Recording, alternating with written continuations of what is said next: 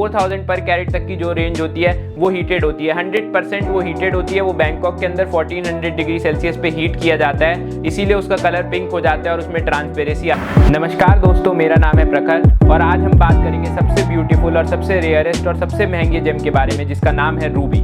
Ruby का ruling God है सन। सन हमारी प्लेनेट में नेम, फेम और सक्सेस को लाता है, साथ ही साथ हमें कुछ ना कुछ हेल्थ बेनिफिट्स भी देता है। जैसे कि आपने सुना होगा विटामिन डी हमारी बॉडी के लिए बहुत ज़रूरी है, उसी तरीके से रूबी भी नेम, फेम और सक्सेस के लिए बेनिफिट देता है और साथ ही साथ हमें हेल्थ के लिए भी बेनिफिट देता है। रूबी के इतने बेनिफिट्स होने के बाद भी हर कोई रूबी नहीं पहन सकता है, क्योंकि इसके साइड इफेक्ट्स भी बहुत ज़्यादा हो सकते हैं। हर प्लेनेट की तरह हम सन को भी ओवर पावर नहीं कर सकते हैं, क्योंकि वो बहुत ही गर्म होता है। इससे हमारा गुस्सा बढ़ सकता है, हमारे सर में दर्द हो सकता है और ऐसे कई सारे साइड इफेक्ट्स आपको फेस करने पड़ सकते हैं। अब एक अच्छे एस्ट्रोलॉजर ने आपको रूबी सजेस्ट कर दिया है, तो सबसे बड़ी प्रॉब्लम आती है कि एक आम आदमी उसका प्राइस कैसे कैलकुलेट करे। रूबी का प्राइस डिटरमाइन करते हैं ये 4 फैक्टर्स। इन 4 फैक्टर्स को समझते ही आप भी रूबी का प्राइस बहुत इजीली डिटरमाइन कर पाएंगे। Origin, clarity, colour and cut. सबसे इंपॉर्टेंट फैक्टर है ओरिजिन। बर्मा का रूबी डायमंड से भी एक्सपेंसिव होता है। अगर बर्मा का रूबी थोड़ा बहुत भी क्लियर है तो जी हाँ दोस्तों, वो डायमंड से भी एक्सपेंसिव होता है। बर्मा का रूबी ऑलमोस्ट एक्सटिंक्ट हो चुका है और जो भी रूबी निकलते हैं वो वहाँ की क्वीन अपने पास रख लेती है और Burma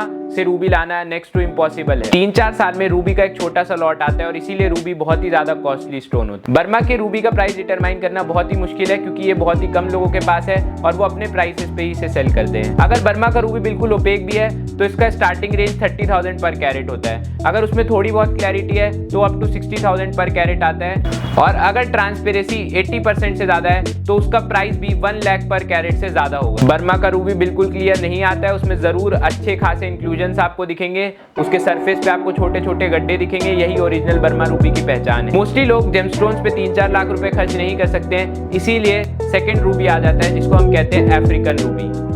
African Ruby Burma Ruby जितना पावरफुल तो नहीं होता है, बट हाँ ये भी हमें सन के बेनिफिट्स अच्छे खासे देता है। अफ्रीकन रूबी बिल्कुल बर्मा की रूबी की तरह ही दिखता है, तो ओरिजिन रिपोर्ट ही डिटरमाइन कर सकती है कि रूबी अफ्रीका का है या फिर बर्मा का है। अफ्रीकन रूबी मार्केट में 600 पर कैरेट से स्टार्ट हो जाता है, बट 600 से लेकर 4000 पर कैरेट तक की जो रेंज होती है वो हीटेड होती है। 100% वो हीटेड होती है। वो बैंकॉक के अंदर 1400 डिग्री सेल्सियस पे हीट किया जाता है, इसीलिए उसका कलर पिंक हो जाता है और उसमें ट्रांसपेरेंसी आ जाती है।